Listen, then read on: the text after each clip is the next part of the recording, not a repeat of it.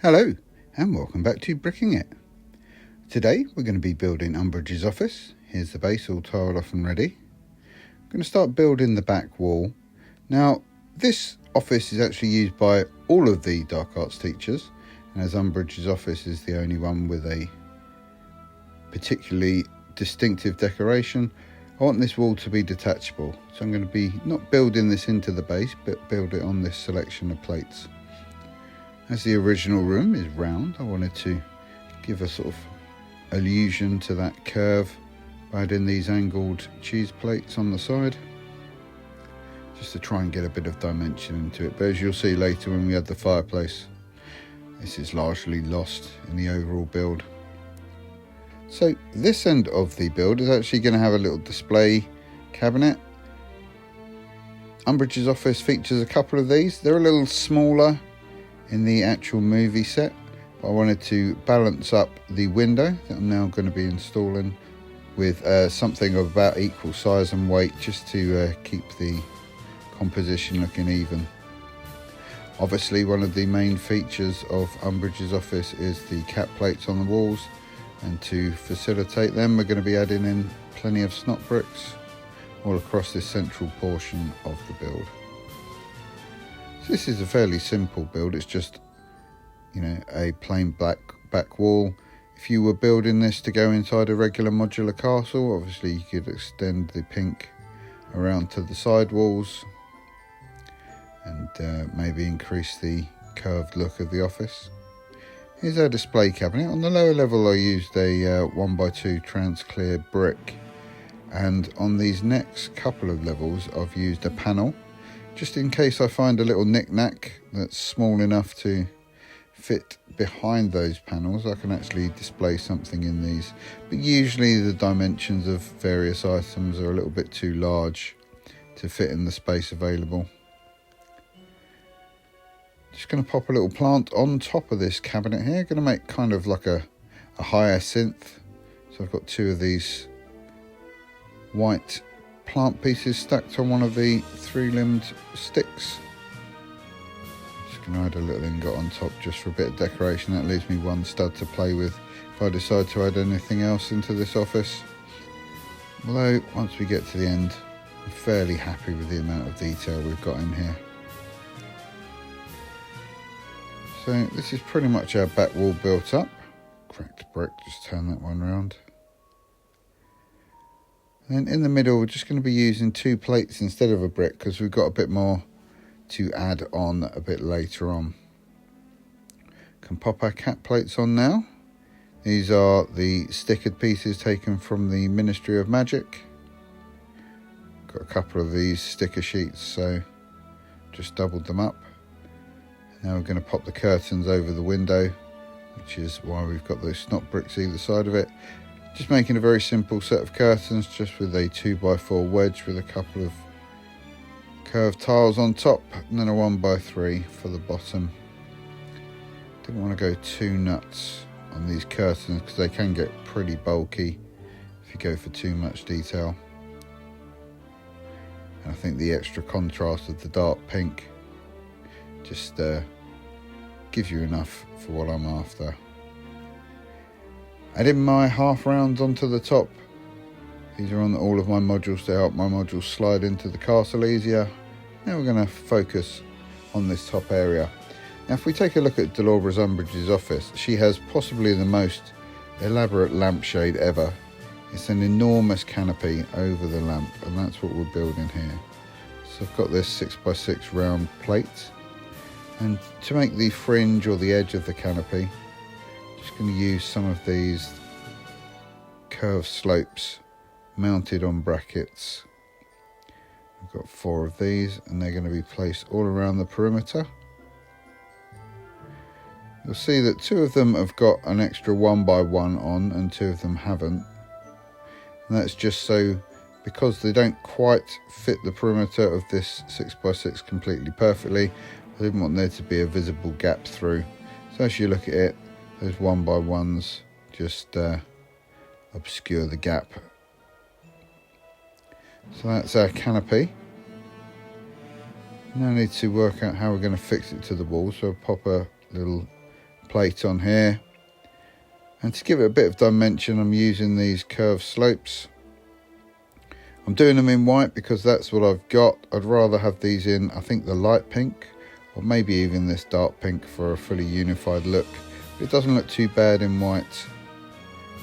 Now obviously all this is ultimately to surround the lamp.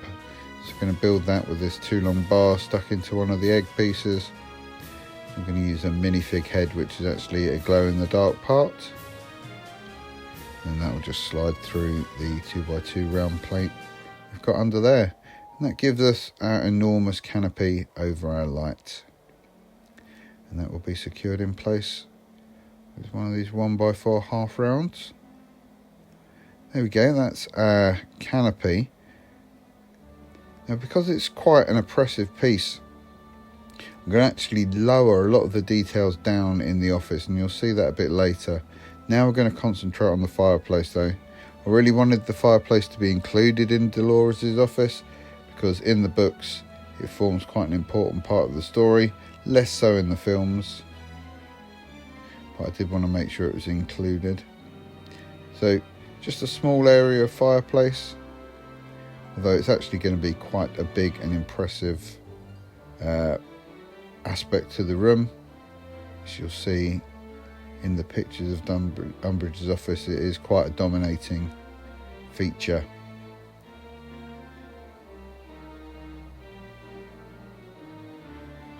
A couple of 2-tool snots with some plates on the front, and they're going to give us our initial fire surround. As I say, this is a shared office among all the dark arts teachers, so this will feature no matter who the teacher is. I'm just giving it a bit of texture by adding these 1x1 tiles onto these headlight bricks. Going to build up either side. These are going to go either side of our fireplace. As you can see, putting those in goes almost all the way up to that curved wall, or that slanted wall. We kind of lose that effect overall. A couple of these rail plates just to form a bit of a mantelpiece. Again, I needed to keep this quite slim because I didn't have a huge amount of real estate to play with. So I wanted to get as much detail packed onto it without it sticking out a huge depth into the room. So there's our chimney breast with a nice Hogwarts badge on it. And this piece is just going to extend it all the way up to the top of the room to give the illusion of that chimney breast continuing out of the top of the room. There's our fire and our obscured curve at the end. We're starting to get quite a nicely packed out office. I'm going to build Dolores' chair here. Now you'll see it actually goes into the floor. It's because I wanted everything a bit lower so that we weren't brushing heads on that canopy. Just building this out of a couple of clips. To build the back of the chair, I'm going to use one of these boat pieces with a couple of these plates with bars. They're going to attach to hold the back of the chair on. Then for the top 2 studs, I'm actually going to cover those with these little heart-shaped pieces. Now, because there's cutouts on the studs, these don't actually connect on particularly well. Those studs are mainly to hold them in place. But what's going to keep them still is this 2x2 round. It's just going to fit on the front of these. That just gives us quite a nicely shaped chair. A little less boring. I'm just going to clip those in. I think in hindsight I might exchange those black ones for brown ones. Just going to pop Dolores' chair in there. And of course when we bring her in, you can just about make out that interesting shape of the chair back over her shoulders, dependent on your viewing position.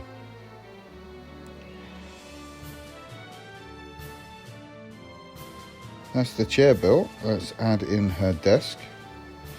So I'm making this out of one of these 6x2 round-ended plates. I'm going to pop these brackets into the anti-stud tubes on the bottom. And using these curved slopes, just going to add a bit of decoration to the desk, because Dolores' desk is quite fancy. Lots of carved wood. Use this half round in brown on the front, just to get a bit of fancy decoration, make it a little bit more grand than it is. And then the chair legs, or table legs rather, are going to use my favourite table legs at the moment. It's one of these 2 long bars. We're putting this into a gold 1x1, just for added ornamentation. You can see I'm only building 2 table legs. This is kind of an illusion, this table. Going to add a lamp to the top with the least creative possible version I could have made of that, using just one of those balls with a cone in the bottom. And at the other end of the table, I'm going to have Dolores' portrait of Fudge. It's just a 1x2 tile into a clip. Of course, a cup of tea to finish it off. So to hold this up, they need to be studded into these jumpers. It's just going to sit there, and you can see the heights all work quite nicely there. Dolores isn't swamped behind her desk, she's not sitting too high. We just get to see all of that composition. And the final bit of furniture is, of course, the punishment table. Now this is just a side table in the film. I've decided to go with one of my individual student desks that I use in the Defence Against the Dark Arts classroom and for my OWL exams in my Great Hall. Of course, we've got to have Harry. Pop him in there, and then as it's that detention, we need the black quill. Just got that in a gold stand. Some people call this the blood quill. Going to sit up there on his table. He's going to stud in at the side here, and we get to see all of the details all throughout the office from almost every angle. I think Harry needs a bit of parchment there, so he can, if he's going to write lines, he's going to need something to write on. And the joy of having this just attached by one stud is that I can change the angle to whatever works best for the viewer. I tend to have it here, sideways on in the build. Alright, let's add it into the castle. It shares a slot with Quirrell's temporary defence against the Dark Arts class. And there's our build. All that remains to say is thank you very much for watching. If you've enjoyed this video, then please do leave us a like. Leave a comment down below if you've got any thoughts on the build. And for more Hogwarts mock builds, please subscribe to Bricking It. Bye bye.